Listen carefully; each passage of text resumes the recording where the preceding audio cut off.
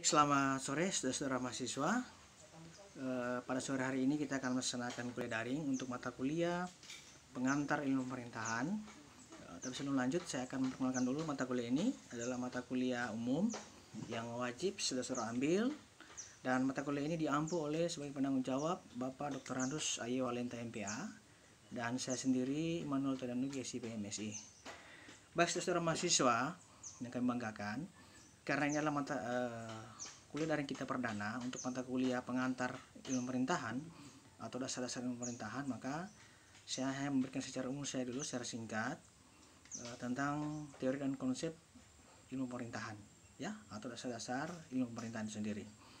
Nah, saudara mahasiswa, untuk mata kuliah ini mempunyai beban SKS sebanyak 3 SKS sehingga sangat mempengaruhi atas indeks kumulatif atau indeks IPK Anda sebagai secara kumulatif, sehingga saudara-saudara wajib untuk mengambil mata kuliah ini. Oke, kita lanjut saja. Pengantar pemerintahan atau dasar pemerintahan. Kita mempelajari dulu tentang tujuan kenapa kita mempelajari ilmu pemerintahan ya. Yang pertama tentunya untuk dapat memahami tentang seluruh proses dan bentuk-bentuk penyelenggaraan pemerintahan dalam suatu negara ya. Itu jadi memahami tentang bentuk proses-proses ya, bentuk-bentuk mana mekanisme dalam penyelenggaraan suatu pemerintahan ya, yang pasti pemerintahan pusat, pemerintahan daerah, pemerintahan kabupaten dan kota, itu ya. Kemudian ada tujuan umum dan tujuan khusus ya. Kalau tujuan umum di sini memberikan pemahaman secara komprehensif, secara menyeluruh mengenai bentuk-bentuk dan proses-proses dalam pemerintahan itu sendiri ya. Sedangkan tujuan khususnya yaitu menciptakan kader-kader pamong praja. Apa itu pamong praja?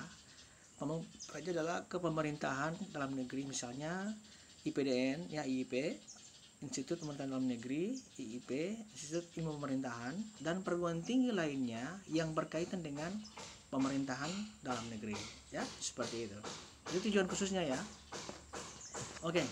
Nah, pemerintahan ini terbagi secara teoritis ada 3 bagian, ada pemerintah, perintah, dan pemerintahan ya. Nah, kita langsung saja pada pemerintahan ya. Ada perintah. Perintah ini adalah sesuatu yang harus ditaati dan dilaksanakan oleh si penerima karena si pemberi mempunyai kewenangan ya, seperti itu. Artinya kita tidak bisa seenaknya memberikan perintah kepada orang yang kita tidak punya kewenangan untuk memerintahkan, dan sebaliknya ya, seperti itu. Jadi mereka juga wajib untuk mendengarkan perintah yang disampaikan yang mempunyai otoritas atau kewenangan itu sendiri ya. Kemudian ada pemerintah. Nah, pemerintah dalam arti luas di sini maksudnya ada legislasi, ada eksekutif dan yudikatif. Ini merupakan juga daripada lembaga tinggi negara yang ada di Indonesia dan masuk dalam sistem ketatanegaraan Indonesia. Nah, arti sempit juga mengacu pada kekuasaan eksekutif saja. Itu arti sempit ya. Jadi pemerintah 2, ada arti dalam arti luas dan arti sempit. Nah, yang ketiga itu pemerintahan. Nah, pemerintahan ini semua proses-proses dan bentuk-bentuk penyelenggaraan pemerintahan dalam suatu negara. Oke.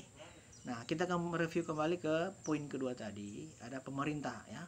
Pemerintah dalam arti luas ada lembaga legislatif ya. Nah, mungkin Anda sudah paham apa itu legislatif ya. Legislatif adalah ada 3 bagian yang terdiri dari yang pertama MPR, ada DPR RI dan DPD.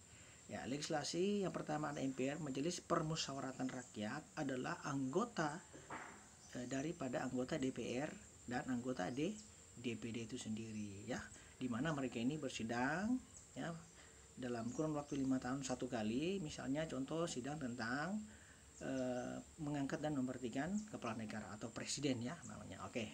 Nah, sedangkan ada DPR RI ya, Dewan Perwakilan Rakyat Republik Indonesia.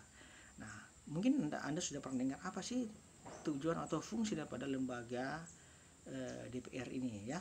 Ya, kita ada 3 fungsi daripada DPR. Yang pertama fungsi legislasi atau merancang undang-undang, kemudian ada fungsi pengawasan dan fungsi penetapan anggaran ya. Itu 3 fungsi yang melekat pada anggota DPR atau lembaga DPR RI ya. Kemudian ada DPD, Dewan Perwakilan Daerah. Nah, Dewan Perwakilan Daerah ini mereka terdiri dari 4 orang yang sudah dibagi-bagi dari masing-masing provinsi. Setiap provinsi ada 4 orang perwakilan anggota Dewan Perwakilan Daerah. Nah, mereka ini tugas mereka yaitu mengacu pada kegiatan-kegiatan otonomi daerah baik di tingkat provinsi, ya, kabupaten dan kota sesuai dengan wilayah yang sudah dibagi. Oke, kemudian ada dalam arti luas tadi legislasi, ada yang terakhir eksekutif, ya. Eksekutif yaitu presiden, wakil presiden dibantu oleh para menteri-menteri, ya.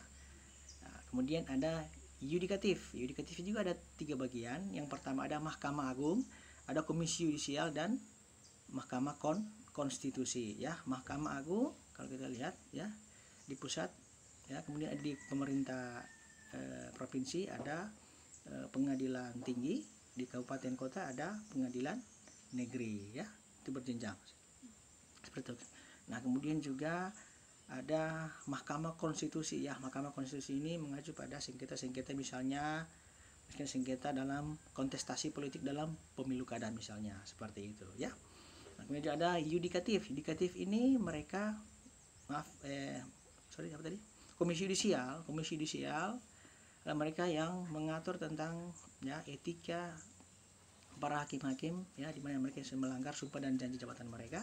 Itu adalah kewenangan daripada lembaga Komisi Yudisial, ya, seperti itu.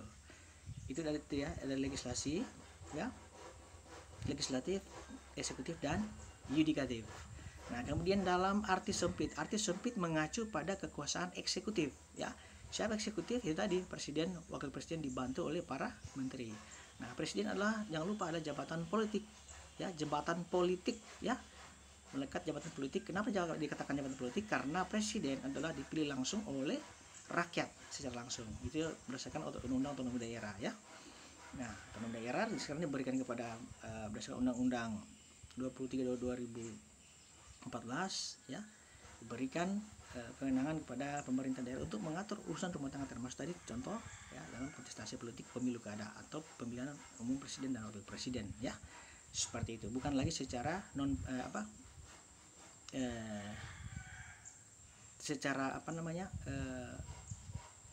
perwakilan, seperti itu, ya. Oke, langsung kita pada poin ketiga, yaitu pemerintahan. Semua proses-proses bentuk-bentuk penyelenggaraan pemerintahan, ya, mulai dari pusat sampai daerah dalam sebuah negara, ya, seperti itu. Oke, mungkin agak cepat, nanti segala bentuk pertanyaan, ya, saran bisa Anda sampaikan, masih sampaikan di grup, ya. Oke, saya rasa cukup sampai sini. Saya tutup dulu. Mohon maaf ada kekurangannya. Nanti kita lanjut pada pertemuan minggu depan. Oke, terima kasih dan selamat sore.